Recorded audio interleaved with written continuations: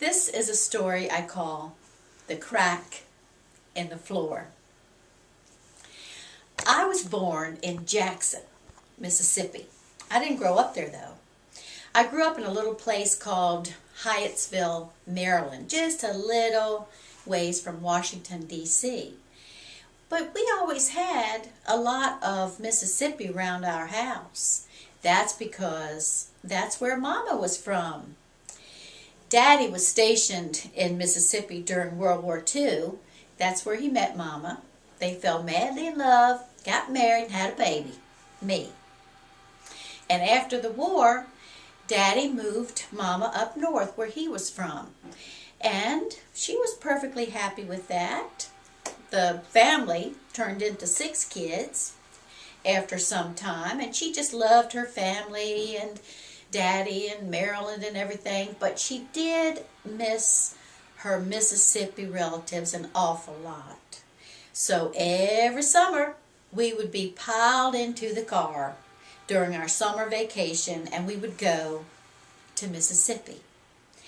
And none of us kids liked it either, because it was a long drive. And we were squished in that car like so many sardines. I don't even know how we fit in that car now to think of it. All 8 of us. Daddy sat in the front, he was the driver, and Mama sat next to him, and she held our little baby sister, Chrissy, in her lap. And in the back seat, there was Roger, Shelby, me, Jimmy, and Tommy. 5 of us. And that was just perfect conditions for all kind of squabbling. Well, we would be quiet for a little while, because we were herded into the car even before the sun came up, and we were all half asleep. But, as we began waking up, it would start. Daddy, Jimmy's looking at me. And Daddy would say, yo kids, be quiet back there. And we would be. We'd be quiet for a little while. And besides, we had our own nonverbal ways of communicating. Something like this.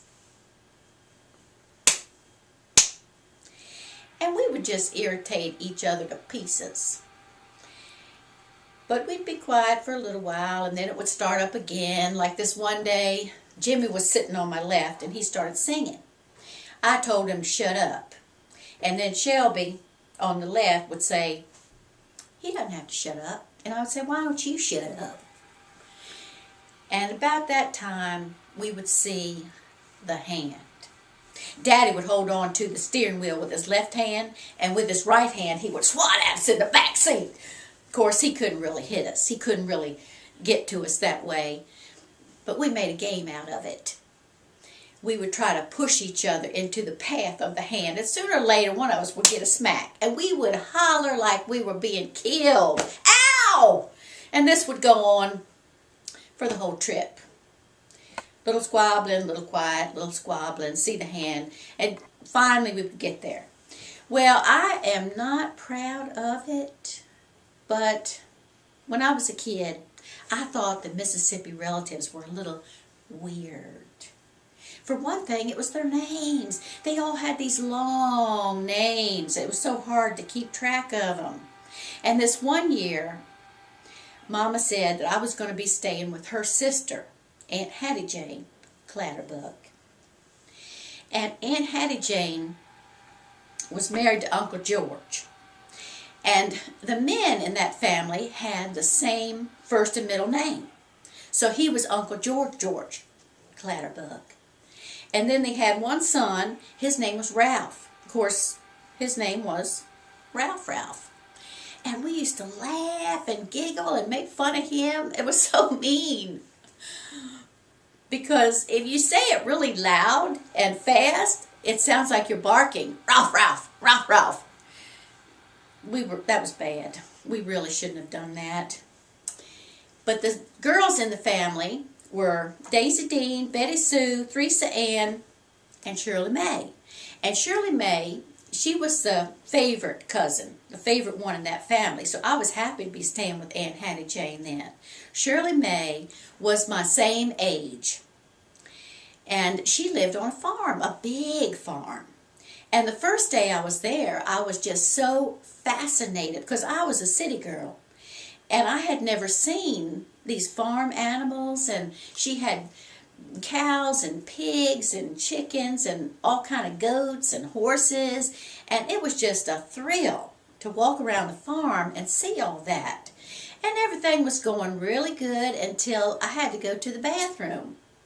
And we were out in the field, and I told Shirley Mae that I had to go, and she said, okay, come on, follow me. And she started walking off towards the woods. And I said, Shirley Mae, I told you I have to go to the bathroom. Why are you walking away from the house? And she said, well, the bathroom isn't in the house, silly. Everybody knows that. And I thought it was some kind of a joke. But I followed her. And she took me to this old rotten looking fallen down shack. And she said, there it is. And I said, there's what? She said, that's our bathroom. Go on in. So I thought, okay, I'll go along with the joke. And I opened up the door, and one whiff sent me rolling backwards. I was gagging. I said, Shirley Mae, I can't go in there. It stinks. I'll throw up. And she said, well, if you're going to be so prissy about it, you could just go off in the woods. And I said, well, I guess I'll have to. And I started stomping off towards the woods. And this gang of chickens started following me. And I know this might sound a little weird to people who lived on a farm, but I was afraid of them. I'd never seen real live chickens, and they have pointed little beaks. I just couldn't. So I just tried to shoo them away, but they wouldn't shoo. And then I thought, well, okay, I'll outrun them. So I took off running. And they just kept up with me. I couldn't get rid of the daggone things. But finally, I had to take care of business. So I stooped down, and those demon chickens started pecking on my bare behind. It was so degrading. Oh, I told Shirley Mae, I said, I don't know if I can stay with you, if I've got to put up with this. And she said, oh, don't worry about it. And I was sure that I would not have to go for the rest of the summer, but I did that night. And Shirley Mae had told me, she said, don't worry, if you have to go in the middle of the night, just wake me up and I will go with you. Well, she was true to her word. I shook her when I had to go, and she said, okay, come on, follow me. So she took me into what they called their dining room.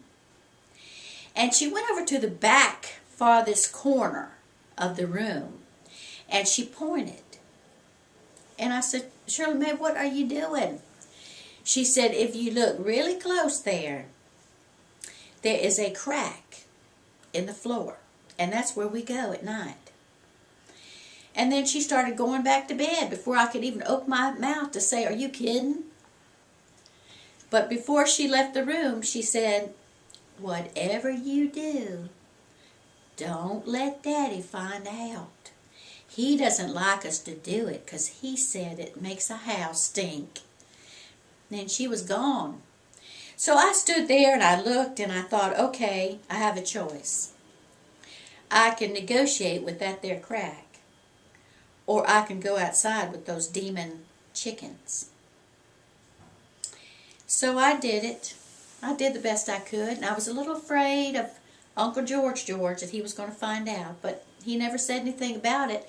And I tell you what, before the end of that summer, I became very good friends with that crack in the floor. Cute.